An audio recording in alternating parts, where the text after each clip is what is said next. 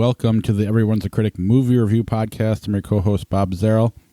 With me, as always, is professional film critic Sean Patrick. Visit us at IHateCritics.net, Everyone's a Critic podcast.com. Excuse me. We're also on Facebook, Twitter, Instagram. Our handle is CriticsPod. You can listen to us on Apple Podcasts, Google Podcasts, Spotify, Alexa, Stitcher, all your podcatchers, and watch us live on YouTube or listen to the podcast on YouTube by searching for Everyone's a Critic movie review podcast on YouTube.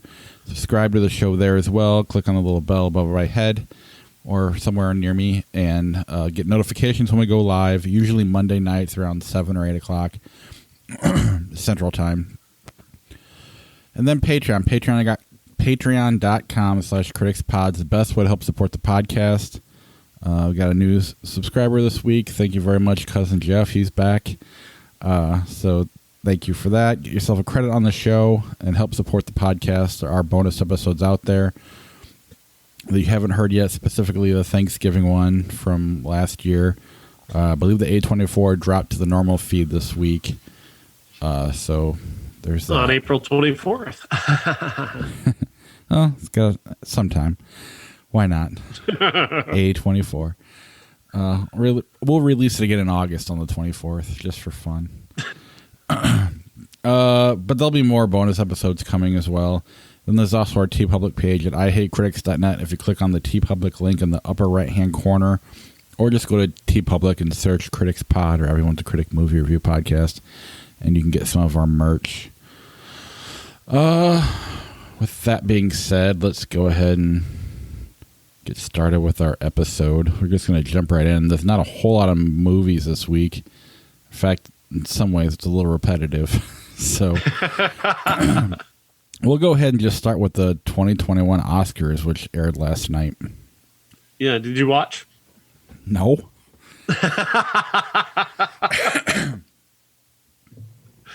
Why not? Because I hate them. Every year I get more and more annoyed. This year, I mean, I can't really complain because everybody who won deserved it, but at the same time, I would have rather had somebody else win, with the exception of maybe the director. But you really can't complain about, especially the best actor and actress. They were really good, but I would have rather seen, Carey Mulligan or the girl from I can't think of the name of the movie. It was on Hulu. The Billie Holiday movie. Oh, Andrew Day, yeah. Yeah, Andrew Day. And or Chad, and obviously everybody wanted Chadwick Boseman to win for Best Actor. It was a weird show. There's no doubt about it. I don't know how much you heard about the format of the show. It was very strange. They didn't do clips. They did some clips here and there, but not a lot of clips. So you didn't see many clips of the movies. What you saw were the presenters introducing the nominees in these kind of lengthy segments, talking about how they got into movies or their first thing that they fell in love with at the movies, which were good because they're well delivered. Reese Witherspoon and Laura Dern and Riz Ahmed. These are people who know how to deliver. They're charismatic, and you give them a script to read from, and they're going to nail it. But it was still weird not seeing clips, especially when we're talking about when we get down to costume or cinematography. Not seeing clips is kind of weird because those are such the visual elements, the production design. You think maybe you're going to see a clip of the film that underlines how great the production design is, and we didn't get that, which was kind of strange. Right. But the strangest thing of all was that the Best Picture didn't go on last. Yeah, this is apparently a Steven Soderbergh sort of innovation. He wanted to try and put his own stamp, I guess, on this. And there's also been talk about, and I think this is just mostly conspiracy theory, about them wanting a specific winner at the end for a big emotional moment. But realistically, this was just more Soderbergh just being kind of Soderbergh and just wanting to make it his own. So instead of the Best Picture, so I was watching, right, and I fell asleep for like 10 or 15 minutes during the show, and I woke up to Best Picture, and I'm like, oh, I wonder who won Best Actor. So I got on Twitter to check who won Best Actor and Actress, and everybody was just losing their mind because the Best Picture was going on ahead of Best Actor and Actress. And the theory was that many were coming forward with, oh, well, they're going to put Best Actor last because they think Chadwick Boseman's going to win, and they'll get this big emotional moment to end the show. And then that didn't happen. Anthony Hopkins won for the father, and he wasn't there. And so the show ends in this flat, ending with Joaquin Phoenix going, on behalf, we accept this award on behalf of Anthony Hopkins, and we thank the Academy. And that was it. Then it cut to Questlove, and it was over on our way to this new Oscar After Dark thing, which I didn't stay up for. Was that just put on by the network, or was that still part of the Academy? It was I think it was a network thing. I'm not sure. I don't know if it was in place of having Jimmy Kimmel host something or whatever they used to do, but yeah, it was more of an informal thing. It was one of the things that trended on Twitter all night because apparently Glenn Close was talking about "da butt" by EU and really impressed Spike Lee by knowing what "da butt" was. Yeah. I did see Glenn Close and "da butt." I don't know what that means. I didn't look up what that meant. I just saw the two different hashtags next to each other. Yeah. Yeah. I mean, even if that was what they were going for, you don't put it at the end because that's not how you end a show. You needed to come down from something that emotional anyway. If he had one, so to me, that's a stupid place to put it. They didn't do it for Heath Ledger, and nor should they have. And that was also a supporting actor, so that would have been even different. Right. But you need that. It just sounds like it was way overthought, kind of boring. I mean, you fell asleep. Not to put words in your mouth. But everybody was upset about it. I'm not. I wish Chadwick Boseman would have won because he really deserved it. Not that Anthony Hopkins was bad because he was fantastic too. But I was almost more upset with Frances McDormand. Not because she was bad either, but that was a tight category. All 5 of those performances were phenomenal. Yeah. And I would have been happy with just about anybody. The only reason I would have said not Frances McDormand because she's won so many damn times. And, let somebody else have it. Yeah. But at the same time, I don't care. I was pulling for Promising Young Woman. That was I've kind of come around on that movie, even though I ranked it low in my top 10. I've seen it again. I saw it again this weekend. And it just continues to grow on me as probably the movie I think we'll still be talking about in 10 years. Not that Nomadland won't, but I think Nomadland, for what it is, it's a great movie and it's a great performance. I'm not trying to take anything away from that, but it's an old movie. It's a movie that has an appeal to an older audience. And the same goes for The Father. The same goes for Anthony Hopkins. And anybody who is really surprised that The Father won has forgotten that despite all the changes that the Academy has made, despite all the lengths that they've gone to promote diversity, the fact of the matter is, if you look at their demographics, there's still a lot of old white men who are still voting for old white men. And not to say that you have to vote for somebody because they're black. I'm not saying that. Don't get triggered, right wing. I'm saying that just as always it's tended to be. We've got 93 years of Academy history that bears out the way older white men vote on movies, and that's just a fact. I was just looking at today, I was looking at my review of The Artist because I'm going to post a new review of The Artist 10 years later this week. And the Artist is a great example of an old people movie. It was an old person's movie. It was an old Hollywood movie, and then that appeal, the King's Speech was the same way. King's Speech is a fine movie, but it's an old person's movie. It's a boring movie, for being completely honest, and that just continues to happen year after year after year. It just so happened that this kind of older person movie happened to be directed by a woman of color, and that's great, and I'm glad that she won, and she's an amazing director. She's incredibly talented, and she made an incredible movie. It just happens to be the movie that happens to be all about old white people. And that does tend to appeal to the older white demographic of the Academy. Yeah, it's like I don't even feel like wasting my time on throwing racism at it. It's I don't care. I don't think it's that important. I mean, I shouldn't say that. I just, the Oscars shouldn't be. I used to treat them like they were like the most important award there was, and now they may as well be an MTV award. I mean, all awards are stupid.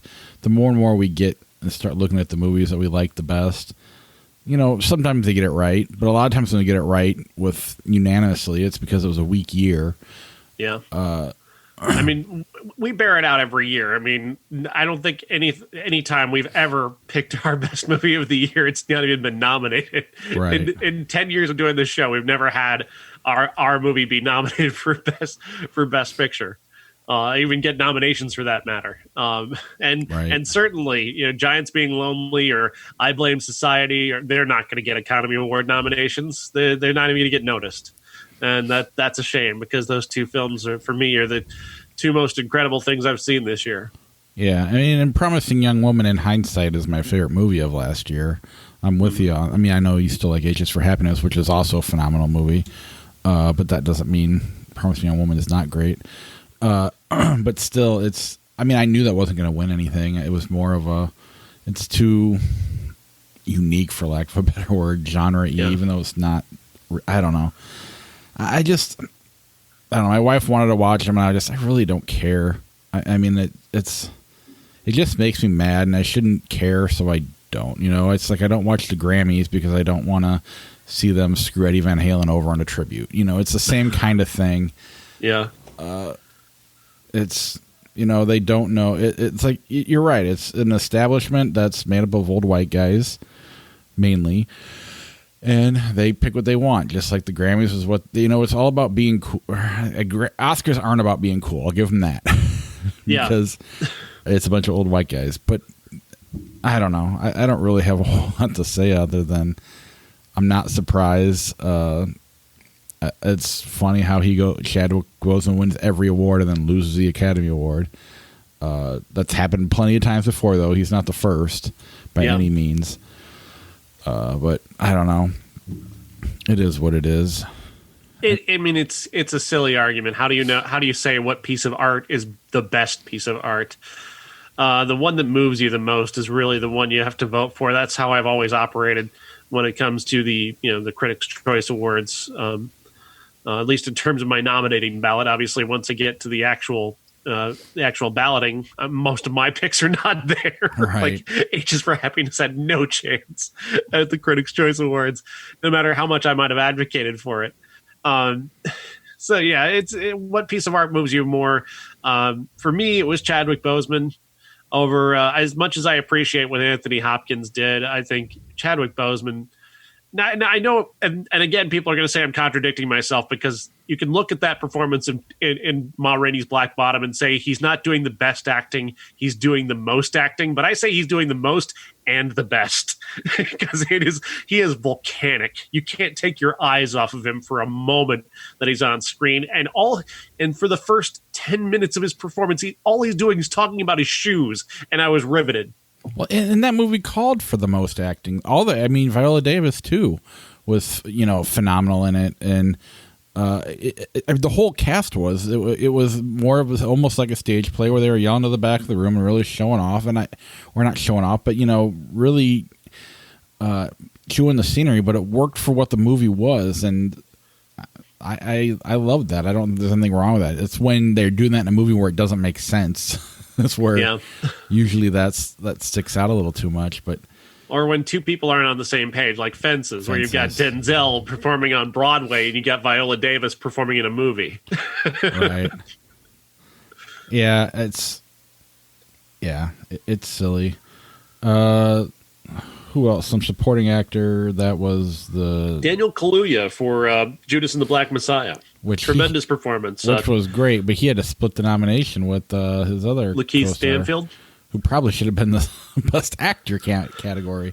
Probably one of them should have been. It was really weird. I don't know how they ended up choosing to do that in terms of putting them both in as supporting actors. I don't really know how that gets decided. It was bizarre that one of them should have been in the best actor category, and Stanfield probably should have been. I mean, he was the lead essentially in that film. It's bizarre that they were both treated as supporting actors. Then who was the lead in the movie? Was there not a lead? And I'm glad they didn't split the vote, but then leads me to believe, did he not get any votes? Lakeith Stanfield. But yeah, I mean, I love that movie too. So I mean, he was. Yeah. Both performances were amazing. Who won Best Supporting Actress? Was Yoo Jung-yoon for Minari, the grandmother from Minari. She was amazing in that movie. She was just so lively and charismatic and funny, and she kept a movie that really could have been very dour from being dour, and it became more of a not a typical movie, but she brought a lightness to it that movie desperately needed. Not saying that it's an entirely comic performance, because it's not an entirely comic performance, but some of it is. Her love of professional wrestling, or her inability to be a typical grandma, or the things that her grandson complains about her, which are just wonderful. The little touches that she brought to that character are just so smart, and it's such a smartly played performance. It was absolutely deserving of Best Supporting Actress. Yeah, I think. If I'm gonna, I know I'm gonna get flack on this, but the biggest insult of the night to me was Hillbilly Elegy winning Best Makeup. Fuck you, Hollywood, and fuck you so much. That bullshit movie with those bullshit haircuts and that bullshit makeup that they were doing. I talked about it when we reviewed that piece of shit movie. It's a garbage film, by the way. If I hadn't mentioned that enough times, but for them to get Best Makeup for that burlesque of Appalachia that they did, forget it. Fuck that. It's Ron Howard. He defines old Hollywood. Indeed. Yeah, I wish that movie didn't suck though, because I really like Amy Adams a lot. I don't care about anybody else in the movie. Do they just need to go back to comedians? I mean, I know no one was ever completely happy, but that was the safest, most. I mean, this was not the safest. I mean, because the reason they had to go to this was because that wasn't safe. They tied their whack into Kevin Hart, and he got himself into hot water, and they had to back away. Well, if they had not, they didn't have to. They actually made that worse than it was by the way they handled it. This lowest ratings ever. I mean, to me, that's less safe than back away from Kevin Hart. It's all about ratings, and you tried the James Franco thing and Anne Hathaway a few years ago. That didn't work. Mm-hmm. The no host kind of worked okay. Jimmy Kimmel was phenomenal, but I don't know.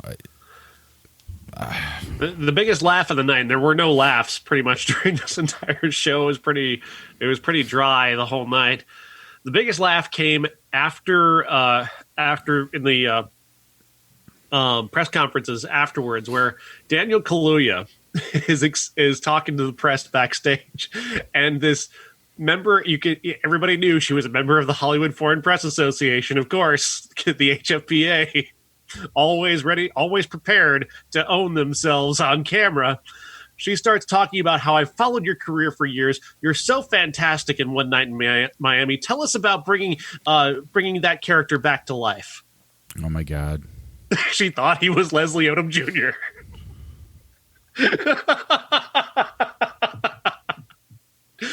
Oh, thanks, HFPA. We all really need to laugh after this.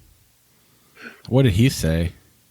Oh, he was classy. Wrong black guy. Just I think I don't know exactly what he said, but he just played it off and didn't humiliate the poor woman completely.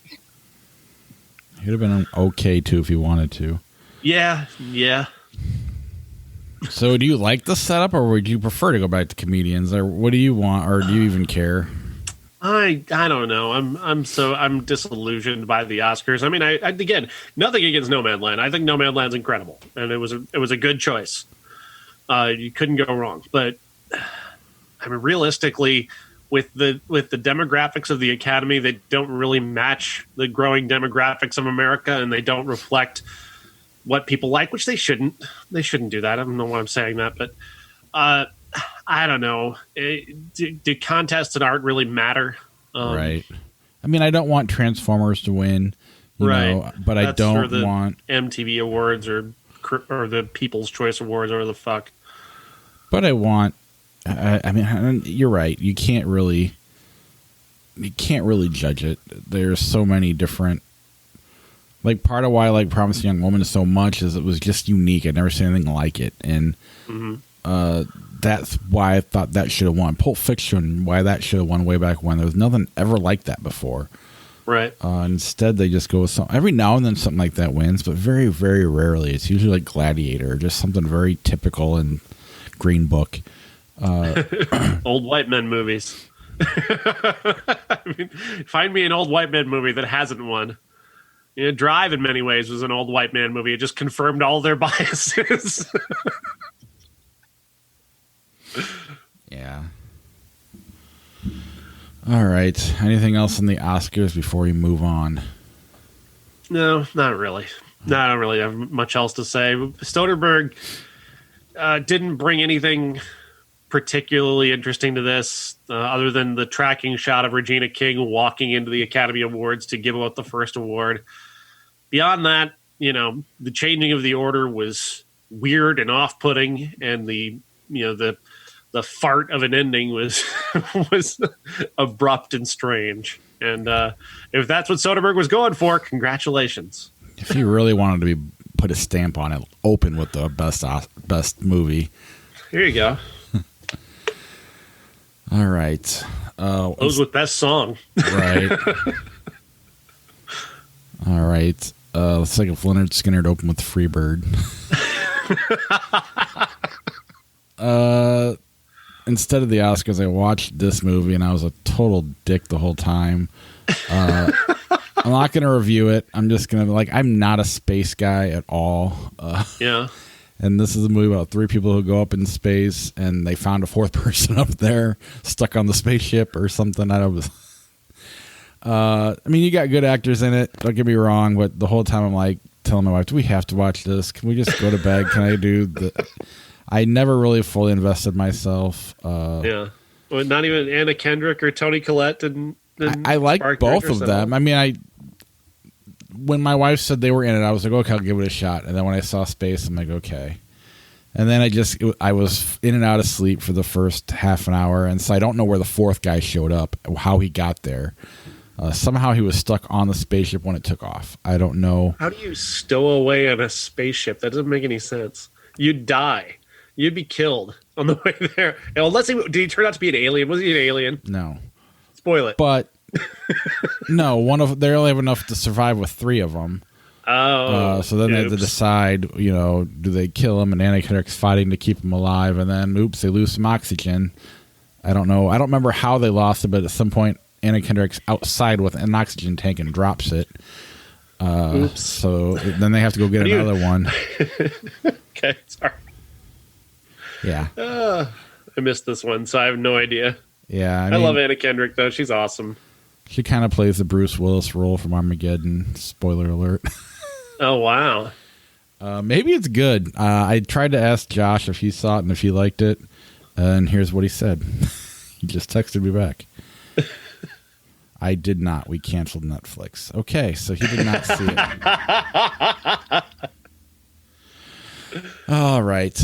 Well, the content we all live for. The Josh content we all live for. If you ever watch it, let me know if I'm an idiot. Anyway, let's move on to the biggest movie of the week, Mortal Kombat. Biggest movie of the year. Are you kidding me? Did it outdo Godzilla? No, I don't think it did. It was close, though. It did really well, though. It was a big hit. And I actually saw Exhibitor Relations, of all people, on Twitter, of all organizations, the legendary box office people. They said that this movie actually confirms that day and date releasing works. So HBO is 2 for 2 then doing that with seemingly, Godzilla. I kind of get it. At the same time, I think they're leaving a lot of money on the table, not having it in theaters by itself, making people go to the theater to see it. But that's just my take. I don't really... I know I've been doing it for the last year and a half, but I don't really like watching movies at home. I would rather be in a theater. But nevertheless. But I wouldn't go and see this in the theater, but I'll watch it on HBO. So you are going to get the people like me. Yeah. So, I mean, you're going to miss some crossover, but you're going to probably get more eyes on it. But I don't know. We'll see. Mortal Kombat, excuse me, is an adaptation of a video game from the mid-1990s, early 1990s, an arcade game prior to that. And nobody really well-known stars in this, so I can't really. I'm not going to sit here and remember who is in this. The thing I'm going to remember about this movie is just that it's silly, violent, over the top, and kind of awesome. I kind of enjoyed the silliness, the stupid, ridiculous violence of Mortal Kombat. This movie it embraces stupid so very, very well, in the way that so many other big movies like this fail to accept stupid. And especially, I mean, and as stupid as it is, the opening 10 minutes feels like a real movie. It feels like a 70s martial arts movie that happens to have some high-end special effects, which I really liked. I was really impressed by the first 10 minutes or so. And then it goes into the Mortal Kombat stuff and, a lot of typical uniting the team stuff. And the main character is an underdog who's, trying to achieve his powers or whatever, and seems like he's washed up and all those types of tropes and whatnot. And he's an okay enough stand-in to be, he's a cardboard figure to hold up the plot. And that's fine. The key to this movie is violence, hardcore violence. And I tell you what, I that stupid hat guy, the guy with the hat was really impressive. And when he throws that hat and it turns it into like a buzzsaw and just rides a woman's face right through it, I was like, yes, movie, I understand you now. And after that, I was just kind of in on just how silly, stupid, over the top, and kind of wonderful this movie is. I was laughing, I was cheering, I was happy throughout this movie, and just because they embrace the dumb. And if you embrace the dumb in this way, it's like it reminded me of Fast and the Furious. Like, that's a movie series that has embraced stupid in the most magnificent way. And I get it, and I'm with it, and that's what Mortal Kombat is to me. Yeah, I went out with friends for the first time this last weekend, or at least the specific friends, and my friend Andy had seen this. I hadn't watched it yet, and he goes, "You can get past the fact that the idea of Mortal Kombat's dumb. It was actually pretty good." And I agree. The Earth realm versus the Outer World. Outer World has won 10 times, or 9 times. They win 10 times. They get to take the Earth, Bob. But I agree. And one thing that they, like, the rated R wasn't distracting. Like I remember when we watched Logan, you and I think we were wrong. We admitted we were wrong, but we were distracted by Logan being rated R. We watched it a second time and we're like, okay, it flows way better. But this one, It just fit, no point was I found it awkward. It was overly violent or they were swearing. It just made sense and just made for a really watchable, movie. I mean, I'd put it up there. And then you think about it, there's so many tournament movies like this, whether it's Bloodsport or Karate Kid or whatever it is. There's enough of these that, it's more than just a video game movie. So I enjoyed it for what it was, but yeah, they didn't even get to the actual tournament aspect of this. That's the sequel. Right. And you're going to love this. This is the greatest because they're truly embracing the dumb. The rumor is, and I hope this is true, that the character of Johnny Cage, the Hollywood fighting badass that they're going to hire for the next movie, is going to be played by The Miz. That would be awesome. That would be the greatest casting ever. Do this. Please do this. He deserves that, too, because, as much as everybody hated him for a while there, he's really pretty good. I that's another thing I watched instead of the Oscars was his documentary on WWE instead. That was the deal with my wife. We'll watch Stowaway, then you got to watch the Miz documentary. And it had to be him because she watched The Real World when he was on. Oh yeah. That would be awesome. I thought you were going to say Right? John Cena, but that'd be so much better. Yeah, Miz is so much better choice for this. Cena's too big a star for that And he's role. too big a guy too. Mm-hmm. Miz would be perfect for this. And of course, just bringing that wrestling aspect into this, because one of the things that this movie does, and I talked about it in my review, was it kind of embraces a sort of wrestling mentality in introducing these characters, because like the character of the Scorpion, they put him over. They do. They like John Wick. Like they say, like they show you that shot of him walking through hell, still pissed off that his family was murdered, and it's like, fuck yeah, this guy's gonna fuck somebody up. Like that was great. Just putting a guy over and embracing the fact that people are kind of scared of him. That was a terrific little touch, and that character, having him bookend the movie in the first 10 minutes and the last 10 minutes was a great idea, because he was phenomenal. God, could you imagine if Miz is the star in the next one and it's successful? That's just going to make him I mean, it makes him more insufferable on television. It's great. But now you could have like 3 wrestlers that are like, because he could blow up. I could see him working and making it as an actor if in the right scenarios, because he's fun enough. He's oh, that'd be kind of fun. My wife might actually watch it as well. Although we don't watch Ms. and Mrs. So, nobody watches Ms. and Mrs. It's fine. Enough people do. We keep making them.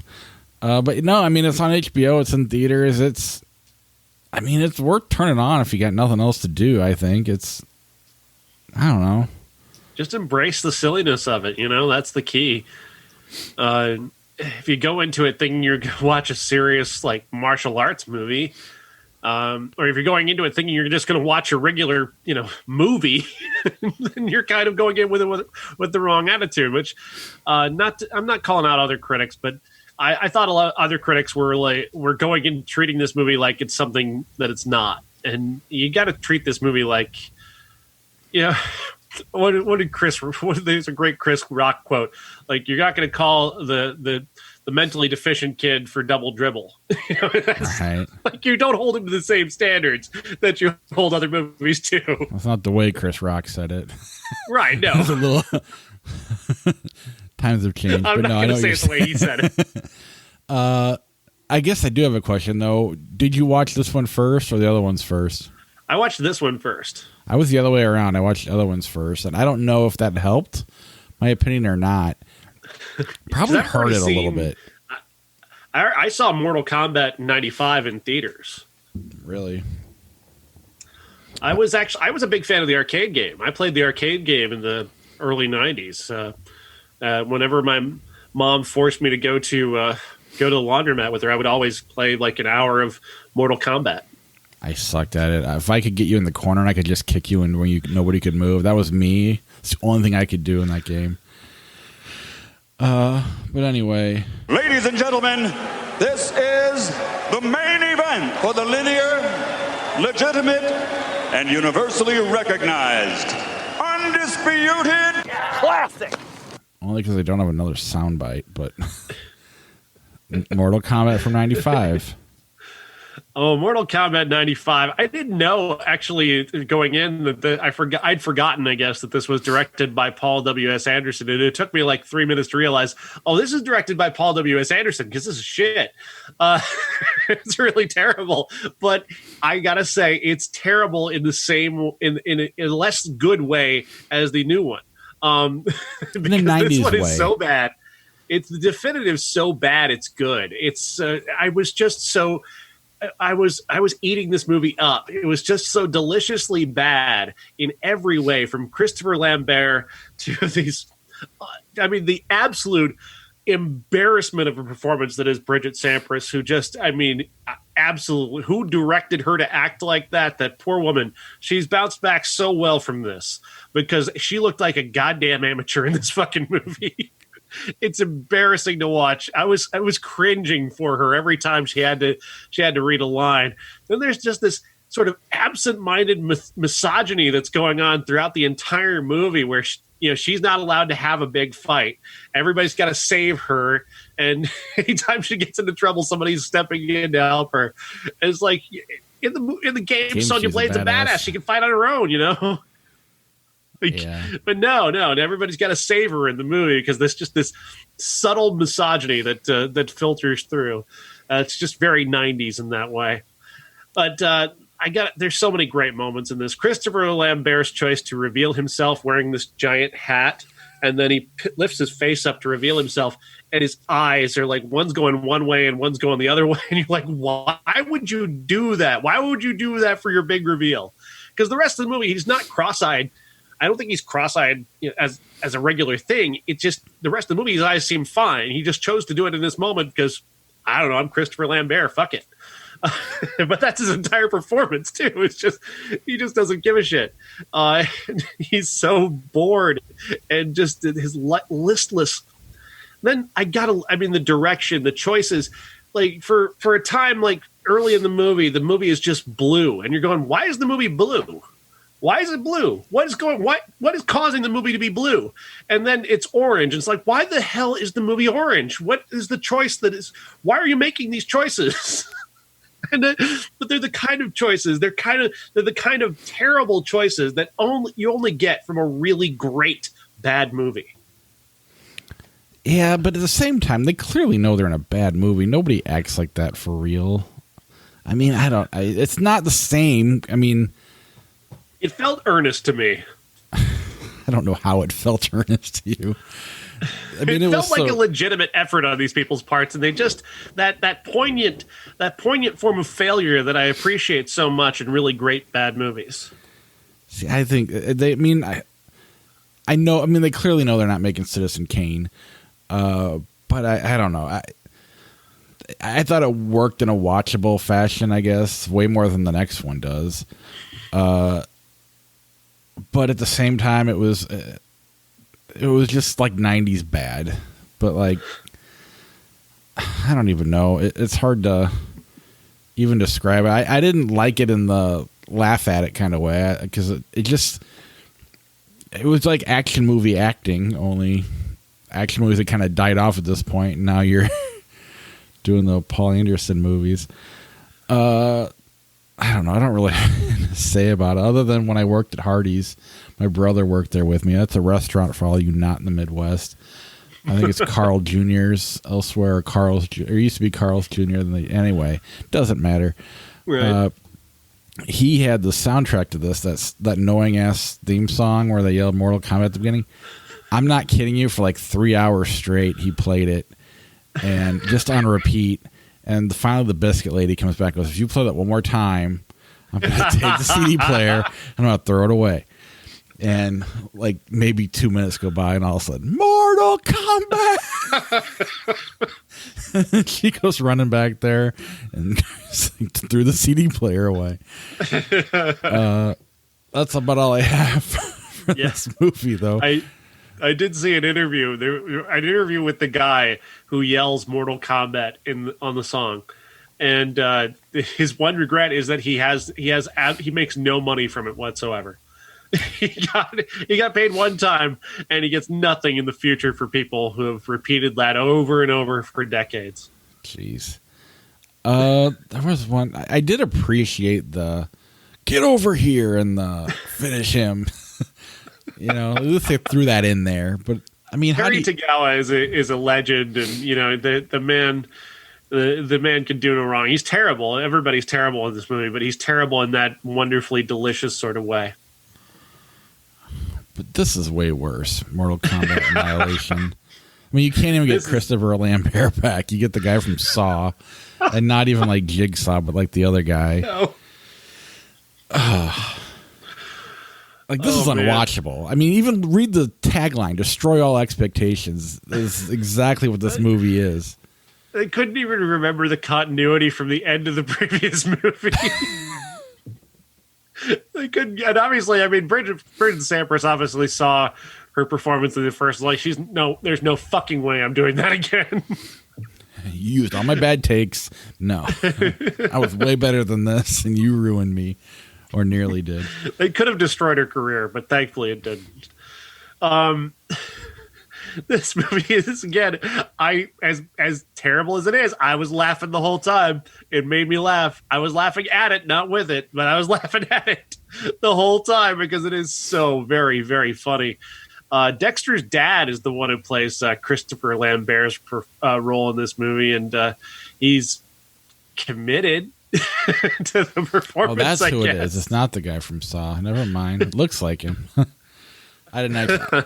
This was borderline unwatchable as far as I'm concerned. It's so bad. Lyndon Ashby wouldn't even come back for this. And who the hell is Lyndon Ashby? Like, even he was going like, nah, I don't want any part of that. And it wasn't like this was 10 years later. It was 2 years later. 2 years, yeah.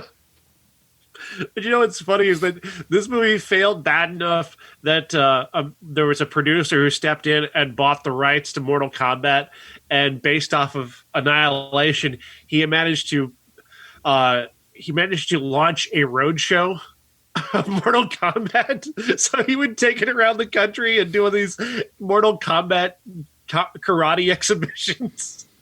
And he's the guy who went on to make Food Fight, that awful animated movie that failed so miserably several years later. That was cool. So yeah, weird connections. Speaking of weird connections, you know who directed this movie?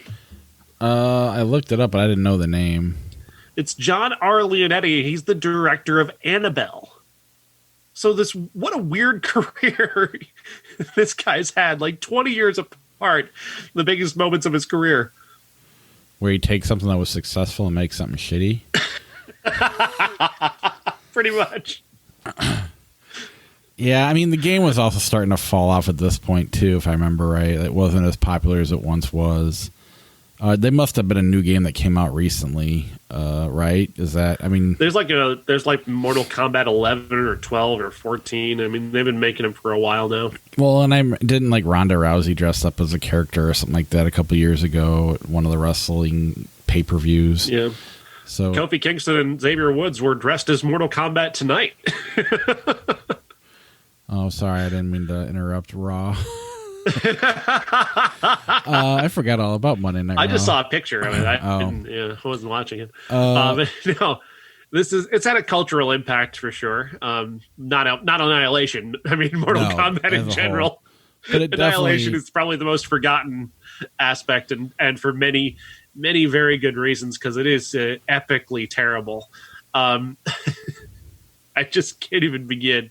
The thing about this is it's not nearly as fun as Mortal Kombat, because the '95 Mortal Kombat, because you don't have Christopher Lambert and you don't have the performances are bad in a different way, in that they're just plain bad, as opposed to like they were probably directed that poorly in the first film. Right. Here they're just kind of left to their own devices, and they're just all sort of wooden and boring. And except for that one dude who the big bad who is just chewing the scenery. That guy is one of the worst actors in the history of acting, and he is hysterical to watch. I don't know his name. I wish I did, but yeah, he was wow. Yeah. Whew. But yeah, this took a lot of effort this weekend. We watched 3 versions of Mortal Kombat. That's our show this week. Yeah.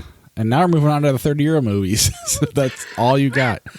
Me complaining about a movie I didn't really pay attention to, and then the Mortal Kombats. I didn't watch anything from 91, but I've seen Oscar a million times. I pretend to love it. I just like it. It's not Hot Shots. It's not Naked Gun as much as I want it to be. It's trying to be. Stallone's best comedy. Trying to be a movie as opposed to, like a parody. Oh, it's definitely a parody. It's over the top. Watch it again. I mean, it doesn't really go into that level of parody. I mean, it's more of an noises off than it is a Hot Shots. It's like a step down from. You're right. It's not a total parody where they're not, but it's definitely there's definitely more of a story being told here. On the day that Oscar is set to go legit and give up his gangster ways, he's also meeting his daughter's potential husband, and he's also got a bunch of people who are trying to draw him back into his criminal career. And And it's just a lot of, doors slamming, people coming in, people leaving, lots of energy. And the thing about that is that Stallone really doesn't do lots of energy. He's not an energetic actor. I don't think that's a controversial statement. He's a very reserved performer, and this type of performance that you're looking for in a movie like this is one that can hold the center. And while he's very charismatic, and he does somewhat hold the center, he's also the least interesting character in the movie because he's surrounded by all these wacky characters going left, right, and whatever all around him, and he seems out of step throughout the entire movie. And the fact that he's a big star doesn't help either, because he is the middle guy trying to, you have all the wackiness going side by side, next to him. Tim Curry. Yeah. But, I mean, it's definitely not a straight-ahead comedy. It's definitely slapstick and, like you said, door slamming, and it's a different type of comedy than your straight-up stuff. And put this person in this room to keep them away from this person. And right. But it's... I thought they pulled it off enough to make it watchable and somewhat fun, but obviously not memorable because no one really knows this movie. It was one of my mom's favorite movies. That's all I remember really more than anything about this. She really liked this. Did she see A Kiss Before Dying? Matt Dillon and Sean Young? No one saw A Kiss Before Dying. Okay. Talent for the Game. Edward and James I've seen this movie so many times. It was on HBO forever and a day in the late 90s, and it was kind of hard to miss. Edward James Olmos is a baseball talent scout who may have found his one last chance at getting a guy to the majors.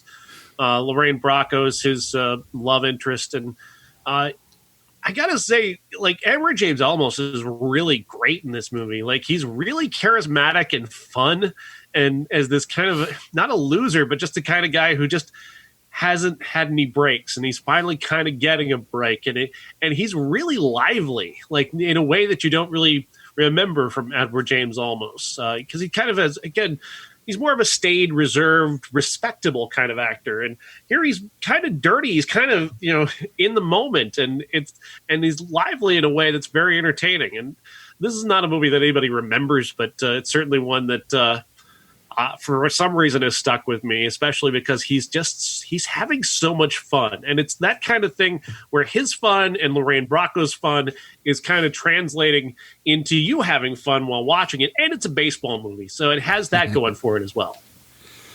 I've never seen it, but sounds good. Maybe I'll watch it if it's ever on. Toy Soldiers. I could not find a good picture of this. So here's the Blu-ray. I think I've seen this movie. I don't remember exactly. Is this the one where, like, one of the prep school gets taken over by terrorists, and the outsider bad boys have to come together and get the bad guys? Yeah, starring Sean Astin. Yeah, it's I don't know that I've ever seen it. I'm pretty sure I've seen it, but that's escaping me now. Yeah, that's all the movies for this week. Next week, we got Without Remorse on Amazon Prime, The Mitchells versus the Machines on Netflix. Here Are the Young... is that right? Here Are the Young Men? Yes. The County in Berlin, Alexander Platz. I put an N in there for no reason. And in 1991, One Good Cop, A Rage in Harlem, and Truly Madly Deeply came out. We're still working on a classic. We'll let you know later. Yeah. Whether we go with Cronenberg or Miike. See how much time we got. Let's see here. Where is Flickchart? Are you here? Yes. All right. Constantine, or you have time for Flickchart, I'm assuming? Sure, yeah. Constantine, The Thing, Terror Takes... This is not a movie, is it? No, I think that's a documentary. Constantine or Blast from the Past? Two not great movies that I have a real soft spot for, honestly. It's kind of a coin flip. I actually really like Blast from the Past. I'd probably watch that. You want me to flip a coin? Or you want to go Blast from the Past? If you don't have any passion for either one. I do not. Blast from the Past wins. 10 Things I Hate About You, Platoon. It's 10 Things I Hate About You for me because that's the movie I would watch first. I like that movie, but I feel like I have to defend Platoon against people who just seem to forget that it's really good. So I'm going to go with Platoon. Another quarter. It's Platoon.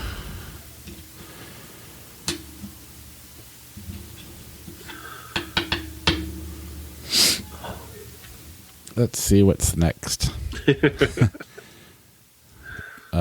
Looper, A Perfect World. Looper. Is A Perfect World terrible? It's not great. I seem to remember that getting torn apart when it came out way back when. I'm going to skip one of these movies here. We got Philadelphia or A Beautiful Mind. Oh, you've never seen Clash of the Titans? The cartoon? Was it a cartoon? I thought it was the Clash of the Titans movie. No, it was like the 2001 cartoon or something like that. Okay. Philadelphia. Jingle All the Way, Tombstone. Tombstone. I showed my son one of these movies. I wonder which one that is. He wanted to watch an Old West movie, and I was like, here's the only one you'll probably get through. And he enjoyed it. Hey, look. Hey, Bob, look. Kevin Bacon's dick is back. Oh, Hollow Man in the Fountain. Kevin Bacon's dick's in the fountain. I'll take Weepy Hugh Jackman. Hollow Man's really bad. Yes. Really bad. A Time to Kill, Clue. Clue. I go with Time to Kill. I worry that Time to Kill hasn't aged well. I don't know. But I remember reading the book in like 8th grade, and I think they're making a sequel to it or something, and Matthew McConaughey is going to be in it. Freddy vs. Jason, The Harder They Come. I've not seen The Harder They Come. Nor have I. That's next week's classic. Freddy vs. Jason, Austin Powers, and Goldmember. Freddy vs. Jason. I find Goldmember almost unwatchable. And Freddy vs. Jason's way too watchable. Yes. Chronicles of Riddick, The Last House on the Left remake. Chronicles of Riddick. I hate that movie so much. I do like the remake, but I'll flip anyway. Chronicles of Riddick wins. I hate that whole series. I know I'm the minority on the podcast there. Swordfish, One True Thing. They're both crap. One True Thing. I like Renee Zellweger. I'm going to flip again. I like Halle Berry. You win. 2 specific reasons why you like Halle Berry? Well, 3. But I like her overall, too. This will be a fun. The Academy Award-winning Crash or Teenage Mutant Ninja Turtles 2, The Secret of the Ooze. Teenage Mutant Ninja Turtles 2. That's perfect. End of Days, The Prestige. I mean, if we could, I'd put Crash in there and just make it be last. Just pick every movie ahead of it. The Prestige. I mean, we can. Crash, I now pronounce you Chuck and Larry. That's actually Idiocracy. Idiocracy, I now pronounce you Chuck and Larry. Idiocracy. It's desperately flawed, but it's better than that garbage. Cocktail, Pee-wee's Big Adventure. Pee-wee. I remember I wanted Cocktail to be so much better than it was. It was so bad. Yeah. Mean Girls, Showgirls. It's Mean Girls. Mean Showgirls. Mad Max, Simon Birch. Ugh, God, they're both terrible. Flip a coin. I don't care. They're both unwatchable. Flip. There we go. Mad Max. I realize I'm going in hard on Simon Birch, but nobody really. I'm sure there's no one who cares. Going in hard on Mad Max too. Mad Max deserves it. People like it though. Star Trek Into Darkness, or 3 Men and a Baby. Star Trek. I'd rather watch that. Yeah. Frost Nixon, The Chronicles of Narnia, Prince Caspian. Frost Nixon. Great movie. Absolutely. The Amazing Spider-Man 2, Stargate. Amazing Spider-Man 2. Whatever. I don't care enough about Stargate, but I hate that movie too. Horrible Bosses, Trading Places. I feel like I can't vote for Horrible Bosses just because of that picture. Yeah, it would have been tough for me, but because of the poster, I'm going Trading Places. Like Trading Places, yeah. Even though I don't think Trading Places is very good. I think Trading Places is awesome. But Kevin Spacey, if it had been anybody else, I would have probably had to flip a coin. Can we go back and insert Christopher Plummer into a movie? Just all of his old movies. Let's put him into American Beauty. Pay it forward. Pay it forward. Why waste their time? If it's bad, let's just let it stay bad. Gives us more reason to hate it. It or Child's Play. It. 2017 version. Yeah, if it were the TV version, I'd be whining. Death Becomes Her, Monty Python, The Meaning of Life. Monty Python. Yeah. Star Trek Insurrection, 1998. Hellraiser, Deader. I've never seen Hellraiser Deader. Neither have I. Like 6 or 7? What is that? Like 15. Star Trek Insurrection, Crimson Tide. Thank God, Crimson Tide. Is that a classic? Is that a Tom Clancy book? I don't know. Is it? I have no idea. It feels like one. The Burbs, Rear Window. Rear Window. This is tough. Obviously, it's Rear Window. Billy Elliot, The Abyss. I actually thought about Billy Elliot as a classic next week because the star of that film is in one of the new movies next week. Billy Elliot. It's fine by me if you want to do that. Submarine, Brokeback Mountain. Brokeback Mountain. Agreed. The Goonies, The Omen. Oh boy. Gosh, I don't really care. Honestly, I think they're both bad. I think The Goonies is better. Then that's fine. Diamonds Are Forever, Gosford Park. Gosford Park. White Chicks, Red Dragon. Sounds like one movie. If it was Eric Andre and Lil Rel, maybe, but I'll go Red Dragon. Office Space, Atomic Train. I don't think I've seen Atomic Train. Now I want to, though. Stars Rob Lowe. And Esai Morales. Office Space, Beethoven. Office Space. Agreed. The Hateful Eight, Babylon AD. Hateful Eight, yeah. I didn't need to think about that. Nightmare Before Christmas. Sorry. I hate even having to say the other title. Nightmare Before Christmas or Boondock Saints. Sky High, My Bloody Valentine 3D. Controversial statement. I really like My Bloody Valentine 3D. I think Sky High is one of the best kids movies of all time. So I'm going Sky. I watched before having kids, and I was 2 years removed or away from having kids. Yeah. And I watched Sky High every day. That's great. I saw it one time and forgot about it. Oh, it's so great. Kurt Russell is best and Kelly Preston's really good. But you win. RoboCop 2, Sleepers. Sleepers. Dirty Harry, The Ottoman Republic. Never seen The Ottoman Republic. It's a terrible name. Yeah.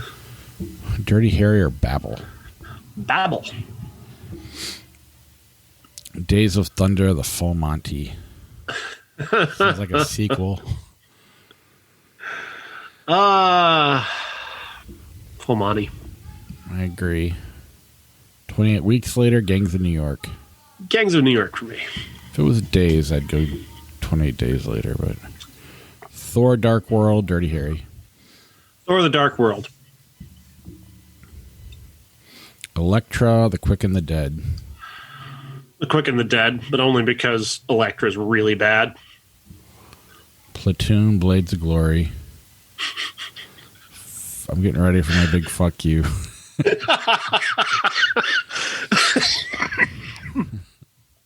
It's Platoon. It's Platoon. Good. I had to think about it though. You realize how bad Blades of Glory really is. Legends of the Fall, Chinatown. Chinatown. Anthony Hopkins can't win them all.